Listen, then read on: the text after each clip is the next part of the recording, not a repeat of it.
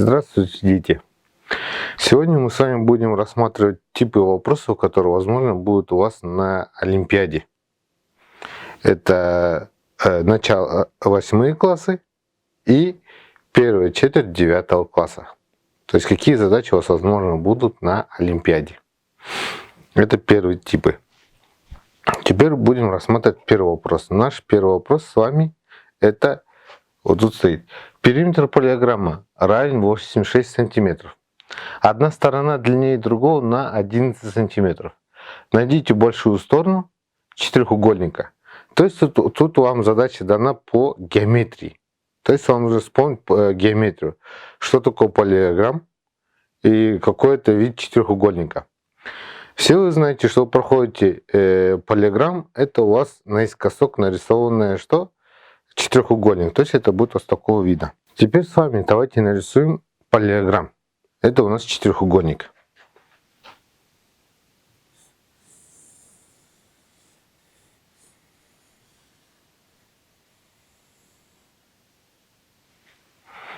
Вот получился наш полиограмм, где у нас параллельные стороны, что будут равны. Но одна сторона длиннее другой будет стороны. То есть это у нас будет вот это, смотрите. То есть нам говорится тут, одна сторона длиннее другой на 11 сантиметров. Точнее, если короткая сторона у нас будет x, то длинная сторона у нас будет x плюс 11. Понятно, да?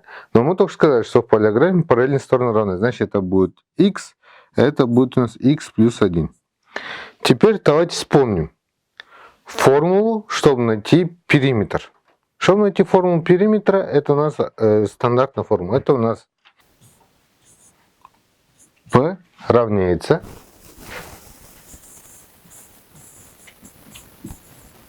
удвоенное А плюс Б. А плюс Б это две стороны А и Б. Короткая сторона и длинная сторона.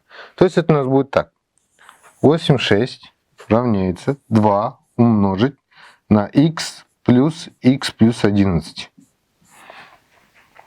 И отсюда мы находим короткую сторону. Чему равняется у нас короткая сторона. Тут у нас будет 86 делим на 2. То есть 86 мы делим на 2, это у нас будет 43. Равняется x плюс x будет 2x. 2x плюс 11. 40. Потом переносим это 11 влево. Это будет что у нас? Со знаком минус будет. 43 минус 11. Равняется 2х. А точнее мы пишем так это. На самом деле так не пишут, а пишут наоборот. 2х равняется 43 минус 11. Вы все привыкли в школе писать, что х у нас находится слева. 43 минус 11 у нас будет 32. 2х равняется 32. Чтобы найти нам х, мы что делаем? 32 делим на 2. Если 32 делить на 2, то х у нас будет сколько? 16 будет, правильно? Но мы нашли какую? Мы нашли короткую сторону. То есть короткая сторона у нас равняется х. А нам нужно что? Длинная сторона. Нам говорится что? Найдите наибольшую сторону четырехугольника. Мы нашли, что х это у нас равно 16, правильно? Это короткая сторона. А значит длинная сторона, наибольшая сторона, это будет 16 плюс 11. Это будет 16 плюс 11. Итого ответ будет 27. Третья задача. Это укажите вариант ответа, в котором косинус отмеченного угла равен v делить на f. Это у нас раздел 9 класса. Это тригонометрия. Или в 8 классе вы ее тоже проходите, только в геометрии. Вы проходите это косинус угла, синус угла. Это противолежащий делить на гипотенузу или прилежащий делить на гипотенузу. Но так как у нас спрашивает, укажите вариант ответа, который что? Косинус отмеченного угла равен v на f. Косинус угла это значит что? Прилежащий катет на гипотенузу. Сейчас вспомним формулу. Как находить, то есть вспоминаем формулы. Косинуса, синуса, противолежащий, прилежащий угол. Да? Вот у нас треугольник.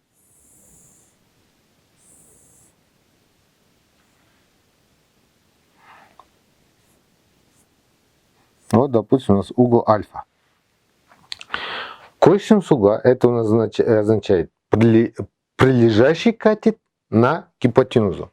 Это у нас гипотенуза. Это у нас противолежащий катет. Это у нас прилежащий катет. То есть прилежащий к углу альфа. То есть это будет что? Чтобы найти косинус альфа, это у нас будет по формуле прилежащий катет делить на гипотенузу. Теперь посмотрим. Вот у нас угол альфа, правильно? Допустим, это у нас альфа. То это у нас какой? В это у нас что будет? Противолежащий. Это у нас будет противолежащий. А нам не нужен противолежащий. Нам нужен что? Прилежащий. Значит, это не будет. Здесь у нас В это гипотенуза. А нам говорится, что В делить на F. То есть прилежащий делить на F. А это В у нас гипотенуза. Значит, у нас это не будет. Здесь тоже не будет, потому что они одинаковы. В и В это у нас что? Гипотенузы. А у нас не должно В гипотенузы быть. Тоже не будет. Здесь уже D гипотенуза. А у нас нет. У нас F гипотенуза не будет. Теперь смотрим. Видите, у нас F что? Гипотенуза. Тут у нас альфа здесь. Прилежащий катет где? Вот он, В. То есть это что будет? В делить на F. Это прилежащий делить на гипотенузу. Значит, наш правильный ответ что будет? С. Прилежащий катет, деленный на гипотенузу. В, вот, В делить на F. То есть мы нашли наш ответ. Наш ответ, этот вариант ответа С будет. Тут нам говорится, как получить из графика y равно x квадрат график уравнения y равно x квадрат плюс 7. Это вы должны вспомнить, как нужно рисовать график функции. Это раздел математики, точнее алгебры. Как рисуем? Тут вам говорится x квадрат плюс 7. Видите, у нас плюс 7 не в скобке. Значит, оно по оси ординате двигается, отдельно от x. Теперь мы находим. Нарисуем сперва просто что? График функции x квадрат. Y равно x квадрат. Нарисуем. То есть вот он. Это у вас что? График функции x квадрат. То есть он проходит через начало координат. Вот через вот это вот начало координат. Видите, у вас график функции проходит через начало координат. Это вот. Y равно что? X квадрат. X квадрат плюс 7, это значит наш график, вот этот, который ваш график, он поднимается на 7 единиц куда? Вверх. Если у нас было бы здесь минус 7, то она опускалась бы куда? На 7 единиц вниз. Значит, так как у нас x квадрат плюс 7, значит наш вот этот график поднимается на 7 единиц вверх. То есть, допустим, 1, 2, 3, 4, 5, 6, 7. То есть здесь будет точка 7. И она отсюда уходит куда? Вверх. То есть это будет у нас так. Отсюда уходит вот так вот. Теперь мы ищем этот вариант ответа. Сдвинуть график вдоль оси абсциссы на 7 единиц влево. Мы знаем, что абсцисса это вот этот x. Она сюда должна сдвигаться. Значит, это не будет у нас. У нас куда? По оси ординат вверх уходит. Сдвинуть график вдоль оси ординат на 7 единиц куда? Вверх. Видите, она у нас что говорится? Вдоль оси чего? Ординаты. То есть вот она у нас, сдвиг вверх уходит. Насколько? На 7 единиц. Как раз то, что нам нужно. Вот наш ответ. Мы сдвигаемся на 7 единиц вверх по ординате. Наш ответ это будет B. Сдвинуть график вдоль оси ординат на 7 единиц вверх. Вот наш ответ. Какие точки принадлежат кругу, если нам показан его центр точка А и радиус окружности равен 4? Здесь нужно понять, что, во-первых, у нас радиус окружности 4. Вот у нас вот этот центр точка. От нее отсчитываем 4 клетки либо вправо, либо влево, либо вниз, либо вверх. Ну, допустим, мы читаем сюда. Вот. Раз, два, три, четыре. Значит, вот отсюда у нас начинается что? Наша окружность с радиусом. Теперь давайте нарисуем эту нашу окружность, чтобы найти, какие точки принадлежат этой нашей с вами окружности. Вот возьмем циркуль. С помощью этого циркуля давайте с вами нарисуем что? Окружность. Рисуем с вами окружность. Вот мы с вами нарисовали окружность с радиусом 4, где радиус равен 4. Теперь смотрите, давайте выберем, какие точки принадлежат нашей окружности. Е и С не входят в эту окружность, правильно? А входят какие? Остальные три точки. То есть А это само собой, потому что она является центром. Потом Б и Д. То есть у нас есть три точки, которые принадлежат этой окружности. Это А, Б и Д. Вот ваш ответ. Давайте теперь рассмотрим следующую задачу нашу с вами. Следующая задача нам говорится, дана формула S равно 4πr квадрат делен на 3. Выразите переменную r через s. Значит, нам что сделать? Надо их выражать. r через s. Как мы их выражаем? Вот нам дано s равно 4πr квадрат делить на 3. Отсюда нам нужно выражаем вот эту букву r. Значит, что нам нужно сделать? Сперва мы тройку умножаем на эту s. Это будет у нас 3s равняется 4πr квадрат. Затем нам нужно поделить на что? На вот эту 4π. То есть это будет 3s делить на 4π равно r квадрат. То есть можно записать так. r квадрат равняется 3s делить на что? На 4π. Теперь смотрите, видите, нам нужно найти r. Не r квадрат, а что? r. Как теперь нужно избавиться от квадрата? Если вы вспомните, в 8 классе вы проходили корни. То есть здесь, чтобы избавиться от квадрата, можно возвести что? В корень квадратный.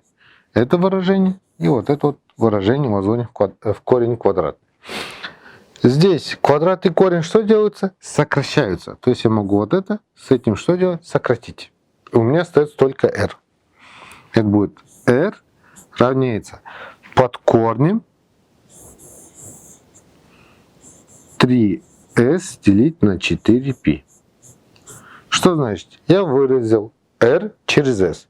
То, что от меня и требовалось. Выразите r через s. Вот наш ответ. Следующая задача нам говорит, избавьтесь от иррациональности. 3 корень из 3 минус корень из 6 делен на 2 корень из 3.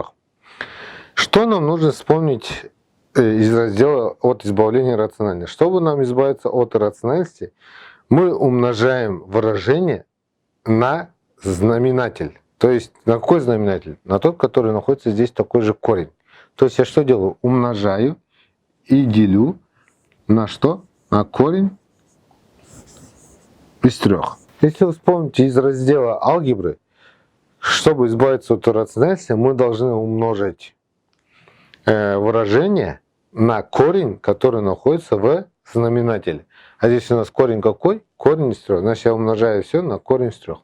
Теперь при умножении на корень из 3 мы вот этот корень из 3, который в числителе, умножаем на каждый корень.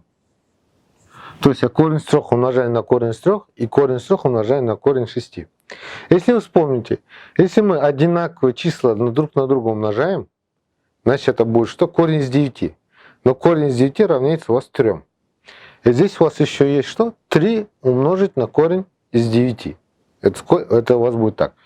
3 умножить на корень из 9 минус корень из 6 умножить на корень из 3, это будет корень из 18.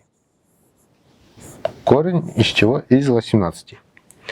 Деленное. Здесь я умножаю что? Корень из 3 умножаю на корень из 3. То есть 2 умножить на корень из 9. Понятно, да? Теперь дальше смотрим. Корень из 9 это у вас равняется чему? 3. То есть это 3 умножить на 3. Минус. Корень из 18. Давайте вспомним. Чему равняется корень из 18? Это у вас что? 9 умножить на 2. Правильно? Что можно вынести из-под корня? 2 не выносится, она остается. А 9 можно? Можно. Если 9 мы из-под корня выносим, это у нас будет 3. То есть это у нас ответ здесь будет что? 3 корень из 2. То есть я вместо 18 могу написать что? 3 корень из 2. Так, давайте здесь напишем. 3 корень из 2. Делить 2 умножить на 3. Теперь посмотрите, что у нас есть общее. Какие у нас общие числа есть, одинаковые числа. Это вот тройки. 1, 3, 2, 3. Правильно? Я могу эти тройки что сделать? Вынести за скобку. То есть, если я выношу за скобку, это у меня будет так. 3 минус корень из 2 делить 2 умножить на 3. Для чего это я написал? Чтобы сократить вот эти две тройки. То есть 3 и 3 что делается? Сокращается. И у нас остается выражение.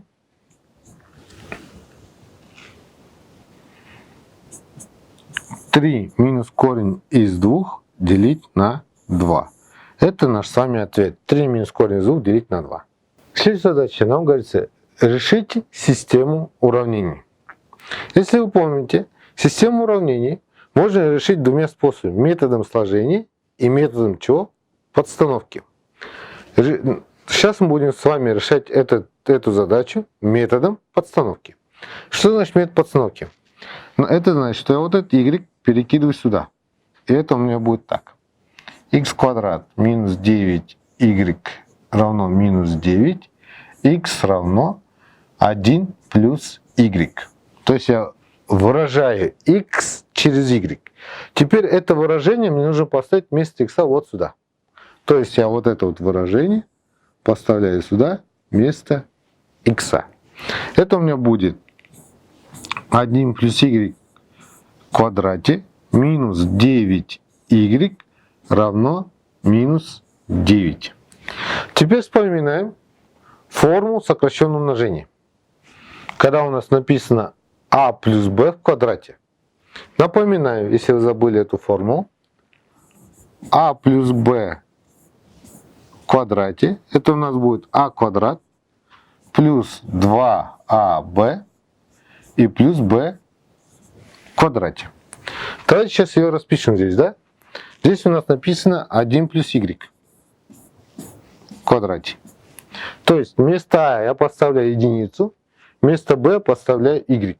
Это у меня будет 1 плюс 2 умножить на 1 на y. Это 2y и плюс что? Y в квадрате. Значит, я вместо вот этого выражения могу поставить вот это выражение. Это у меня будет 1 плюс 2y плюс y в квадрате минус 9y. И давайте вот это минус 9 перекинем сюда. Это у нас будет плюс 9 равно 0. И отсюда я получаю что? Квадратное уравнение. У меня остается здесь y квадрат, 2y и минус 9y. Мы их что? Друг от друга отнимаем. Итого получается минус 7y. 1 плюс 9 это у нас будет 10 равно 0. Теперь дальше. Из раздела математики, если вы вспомните, это у нас квадратное уравнение. Мы решаем через дискриминант.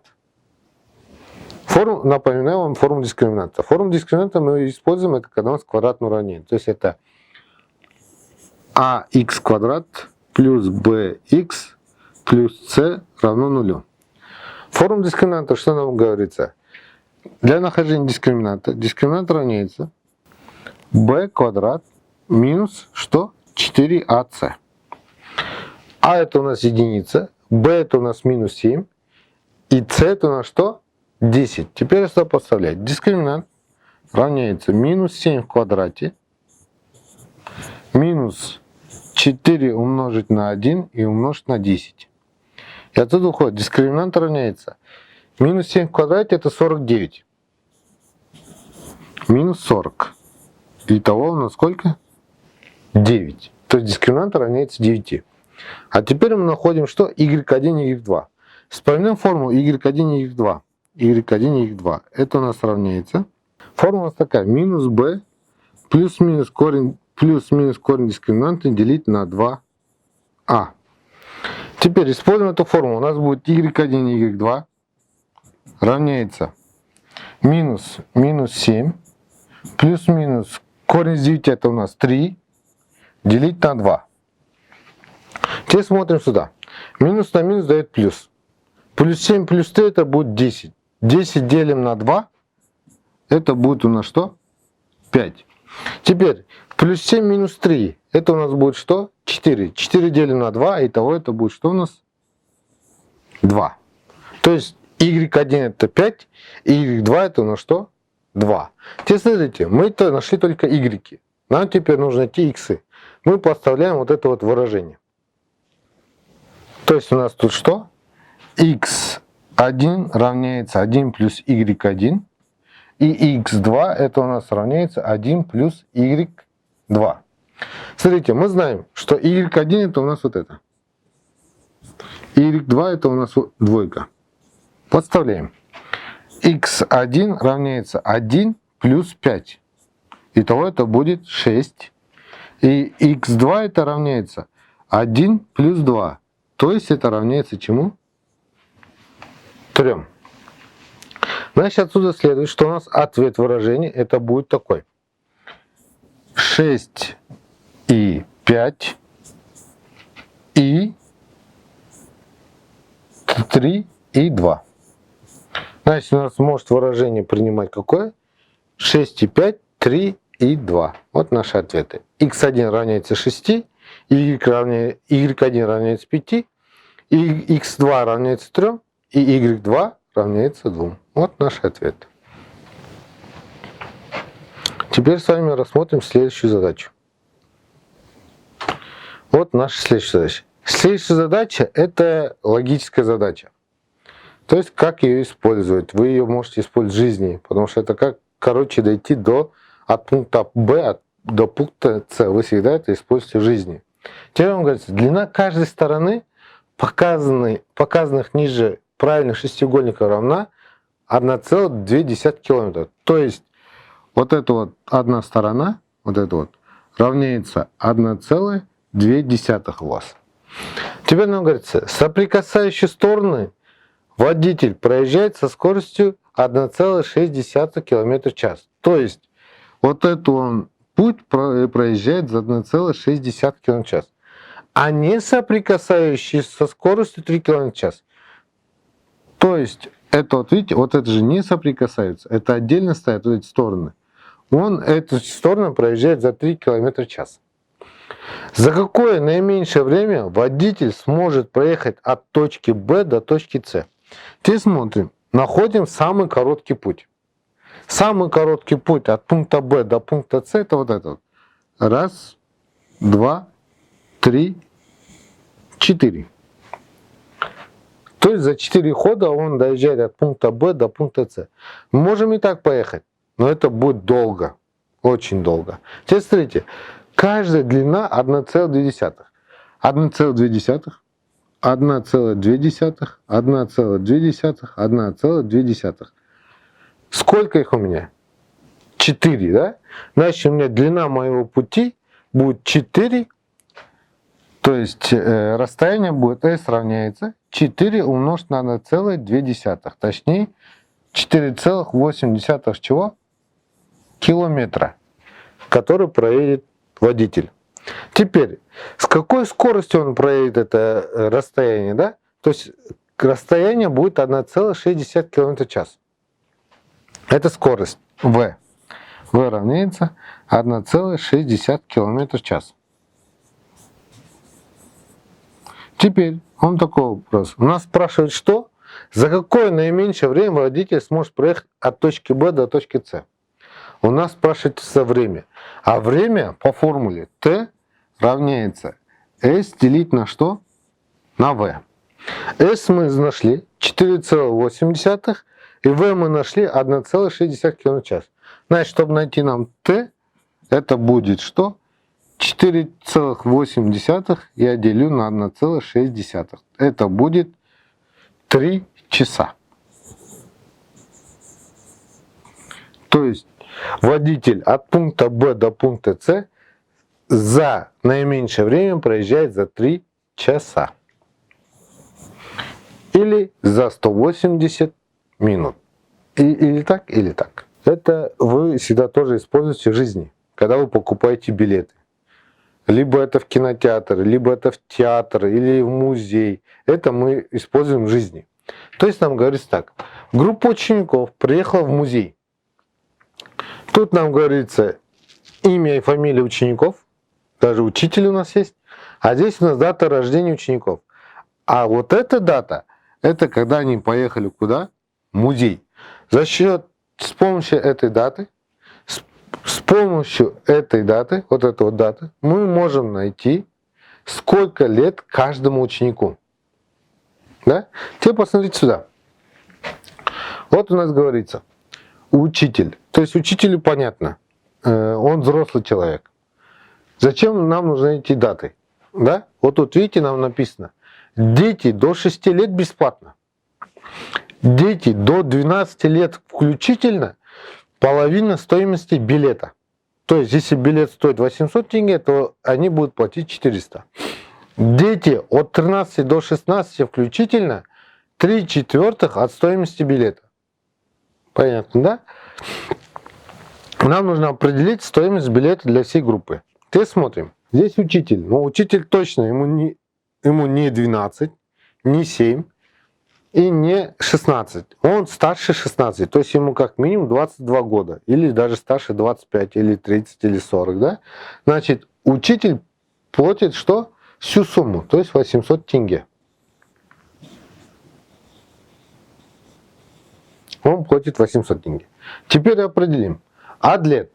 Он родился 28 февраля 2007 года. Сейчас какой день? 14 апреля 2019 года. Отнимаем от 2019 2007. Да? Сколько будет? 12. Но видите, тут у него день рождения было раньше, чем когда они поехали куда? В музей. Теперь смотрите. Определим, сколько лет Адлету. Да? Адлет родился 2007 года. Сейчас какой год? 2019 год. Между ними разница 12 лет.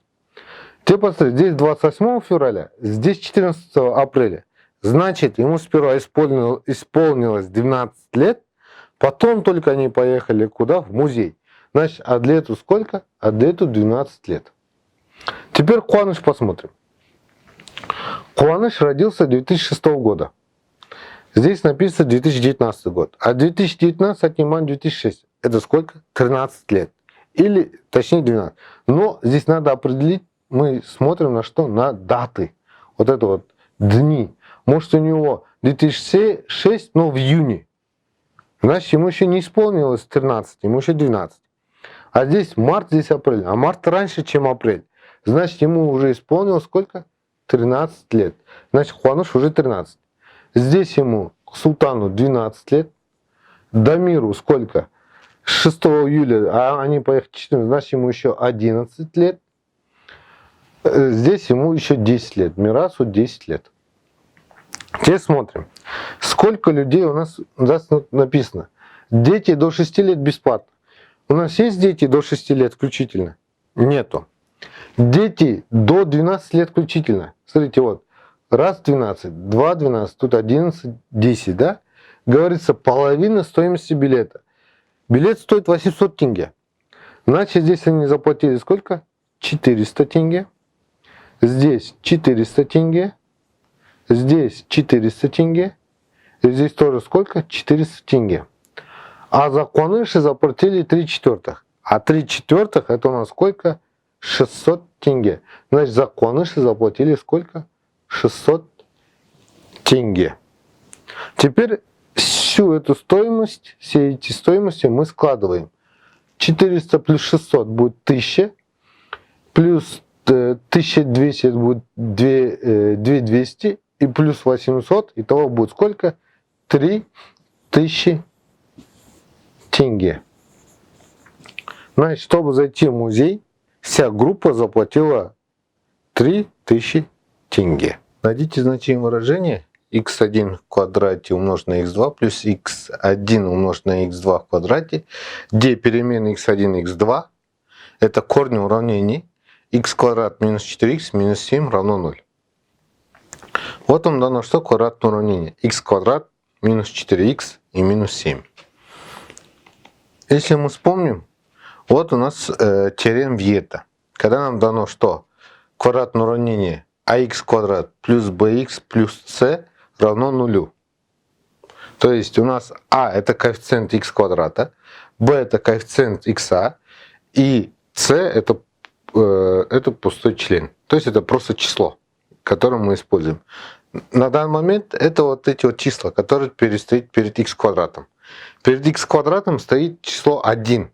Так оно не пишется. Значит, а равно 1 у нас. b, мы говорим, это то число, которое стоит перед x. На данный момент это число минус 4. Значит, b это у нас что? Минус 4. Вместе со знаком берется. c это просто число. То есть вот это вот минус 7. То есть c равно чему? Минус 7.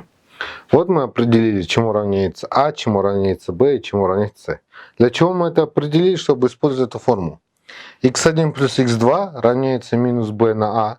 И x1 умножить на x2 равняется c делить на а. Теперь мы будем использовать эту формулу. Для чего? Чтобы раскрыть вот это вот наше вот выражение, которое нам нужно найти. Как мы будем сейчас его раскрывать? То есть x1 в квадрате умножить на x2 плюс x1 умножить на x2 что? В квадрате. Теперь нам нужно разложить. Видите, тут написано x1 в квадрате. Значит, у меня таких множителей сколько? 2. То есть я могу написать как? x1 умножить на x1 и умножить на что? На x2. Видите, я вместо x1 в квадрате написал x1 сколько раз? 2 раза.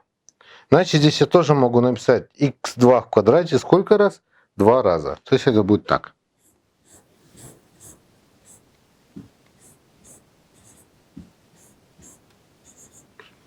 Видите, да? Теперь смотрите.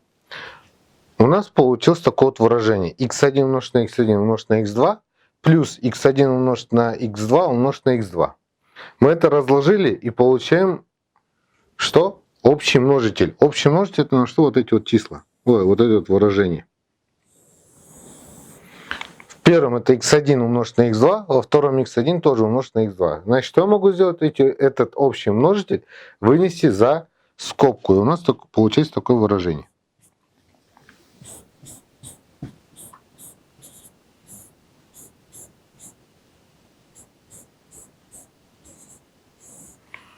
Видите, у нас получилось x1 умножить на x2 и умноженное в скобках x1 плюс x2.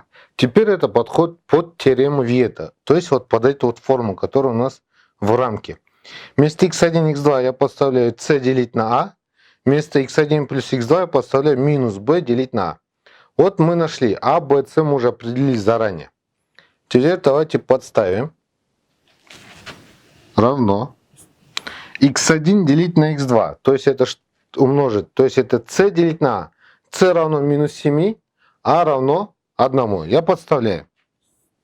Минус 7 делить на 1.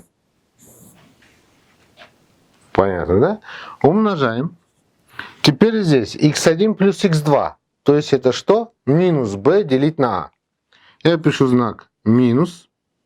Теперь b у меня равняется минус 4. То есть это будет минус 4 делить на 1. Теперь посмотрите. Здесь 1 минус. Здесь их 2 минуса. Значит, они что? Взаимоуничтожаются, получается плюс.